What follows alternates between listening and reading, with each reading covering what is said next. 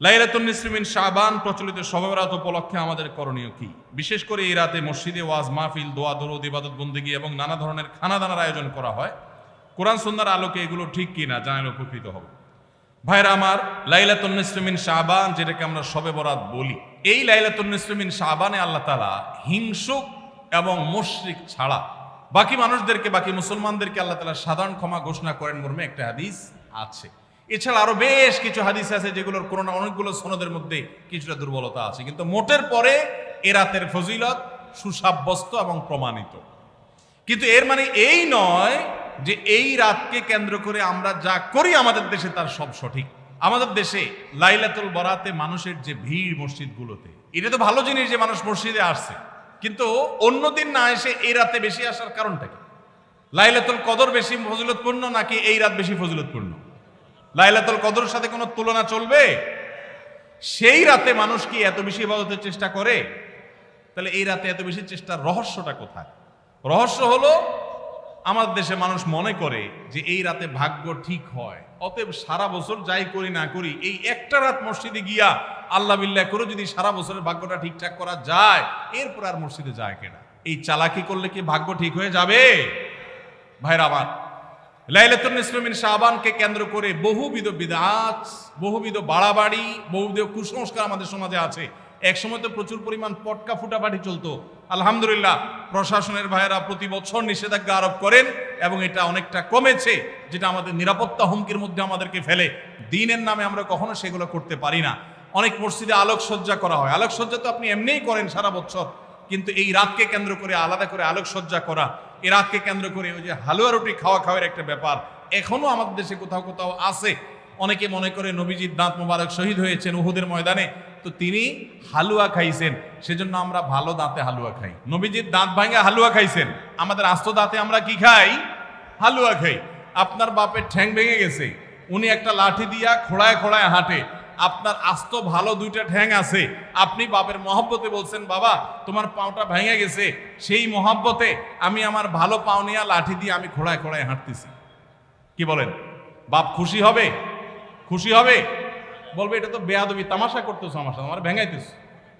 নবীজি সাল্লাল্লাহু আলাইহি সাল্লাম দাঁত মোবারক শহীদ হয়েছে বাতিলের বিরুদ্ধে জিহাদ করতে গিয়ে। আপনি বাতিলের সাথে আঁতাত করবেন আর হালুয়া খায়া নবীজির সুন্নাত আদায় করবেন, এর চেয়ে বড় হাস্যকর জিনিস আর হতে পারে না। অতএব সব ধরনের বাড়াবাড়ি কুসংস্কার আমাদের বন্ধ করতে হবে। এমনকি এই রাত উপলক্ষে মসজিদে দোয়া দরুদের জন্য সমবেত হওয়া, এ রাতে মানুষকে ডাকাডাকি করে একেবারে এই রাতের ফজিলতের জন্য মসজিদে সবাই একত্র হওয়াকে যারা জরুরি মনে করেন তারাও ভুলের মধ্যে আছেন। ব্যক্তিগত ইবাদতে আল্লাহর ক্ষমা পাওয়ার জন্য চেষ্টা করতে পারেন, সেটা ভিন্ন বিষয়। আল্লাহ আমাদেরকে বুঝার তৌফিক দান করুন। আমাদের দেশে কেউ মারা গেলে চল্লিশা বা জমাত খাওয়ানো হয়, এটা জায়েজ আছে কিনা? ভাইরা আমার, বাংলাদেশের সবচেয়ে শক্তিশালী বেদাত হলো এই বেদাত। এর চেয়ে বড় শক্তিশালী বেদাত এদেশে আর নাই। এই ঠিক ঠিক বলা মানুষ বহু লোক আছে জমাত খায় বেড়ায়। এই বরগুনার আমাদের অফিসে কিছু স্টাফ আছে, বরগুনার 2-3 জন আমার পরিচিত, তো এরা আমি শুনছি যে তাদের একটা গ্রুপ খুলছে, তারা ফেসবুকে না যেন হোয়াটসঅ্যাপে গ্রুপ খুলছে, জমাত খাওয়ার গ্রুপ। কোথায় কখন কে মরে, কোথায় কার মরার খাওয়ান হয়, ওই গ্রুপে জানাই দিলে সবাই দলে দলে সেখানে চলে যায়। এটা তারা এক এক ইউনিয়নের এক একজন মিলে এটা করছে যাতে কোনো ইউনিয়নের জমাত যাতে মিস না হয়। তো ভাই, এটা হলো সবচেয়ে শক্তিশালী বিদআত। কেন? আমি একটা কথা প্রায় বলি, আপনি গুগলে গিয়ে, সবার হাতে হাতে এখন আজকাল মোবাইল আছে, স্মার্টফোন আছে, গুগলে গিয়া শ্রাদ্ধ লিখে সার্চ দিবেন, তালিব্যস রফালা আকার দয়ের পিঠে বড় ধ, শ্রাদ্ধ। শ্রাদ্ধ লিখে যদি আপনি সার্চ দেন, আপনি দেখবেন সার্চের যে রেজাল্ট আসবে আপনার চোখ খুলে দিবে। কি? হিন্দুদের মধ্যে একটা ধারণা আছে, সেটা হলো যদি কোনো মানুষ মারা যায়, তার মৃত্যুর পর এলাকাবাসী আত্মীয় স্বজন সবাইকে দাওয়াত দিয়ে না খাওয়ানো হলে ওই লোক স্বর্গে সোনা দানা পায়, খাওন পায় না, সে না খায় কষ্ট করে। এই জন্য ওই লোকের জন্য যে খানা দানার আয়োজন করে ওই অনুষ্ঠানের নাম হলো শ্রাদ্ধ। ওইটার নাম কি ভাই? শ্রাদ্ধ। গুগল করে দেখেন, পেয়ে যাবেন হাতের কাছে। আমাদের সাবকন্টিনেন্টে যেহেতু হিন্দু ভাইদের সাথে আমাদের সামাজিক সহাবস্থান আছে, তারা তাদের ধর্ম পালন করেন, আমি তাওহীদবাদী, আমি ইমানদার, সেই জায়গা থেকে আমি শিরকে আল্লাহর নিকট সবচেয়ে অপরাধ মনে করে বাঁচার চেষ্টা করি, কিন্তু তারটা তিনি করেন, তারটা তিনি করে, এটা তার ব্যাপার।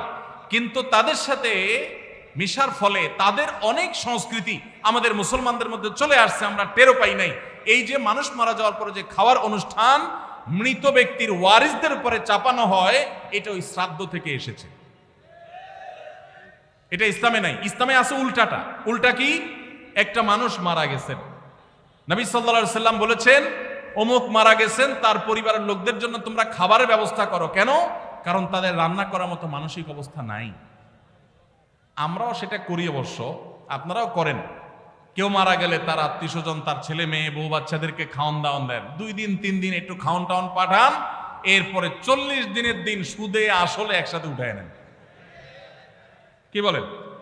খাবার পাঠান গামলায় করে একটু, আর খাওয়ার সময় গোটা গরুটা খেয়ে ফেলেন এলাকার মানুষ।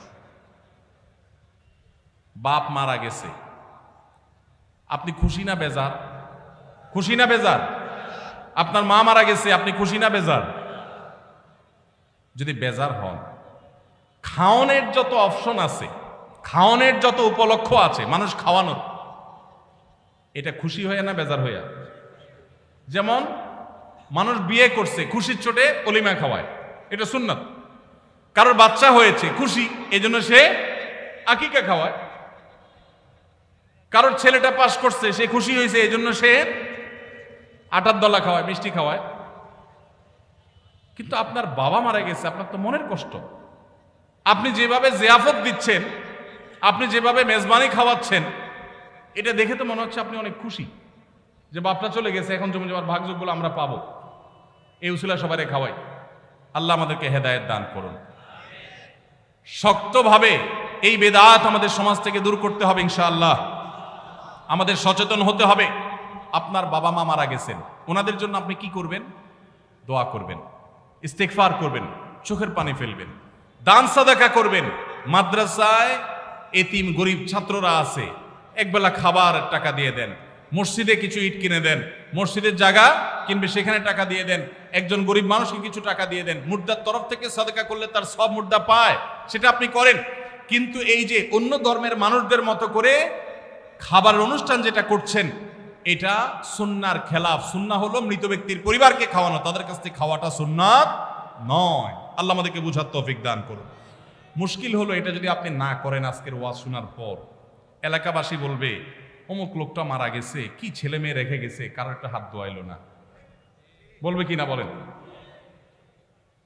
কেন আপনার হাত আরেকজন ধোয়াইতে হবে? আপনার হাত কি লুলা হয়ে গেছে? হ্যাঁ, আরেকজন হাত ধোয়াইতে হবে, নিজের হাত নিজে ধুতে পারেন না? হাত ধোয়ানো মানে খাওয়ানো আর কি, তাই না? এলাকাবাসী বহু কিছু বলবে, কিন্তু আপনি অটল থাকবেন যে আমি ইনশাআল্লাহ এগুলা করব, আমার বাবার জন্য, মায়ের জন্য যেটা করলে সওয়াব হবে সেটা আমি করব। নবীজি সাল্লাল্লাহু আলাইহি সাল্লামের কাছে এক সাহাবী এসে বললেন, ইয়া রাসূলুল্লাহ, আমার মা মারা গেছেন, আফা আহুজ্জু আনহা, আমি কি তার পক্ষ থেকে হজ করতে পারি? নবীজি বলেছেন, নাম, অবশ্যই করতে পারো। এগুলো হলো সুন্নাত। আমরা সুন্নাত বাদ দিয়ে এখন বেদাতকে আলিঙ্গন করে ফেলেছি। আল্লাহ আমাদেরকে হেদায়েত দান করুন।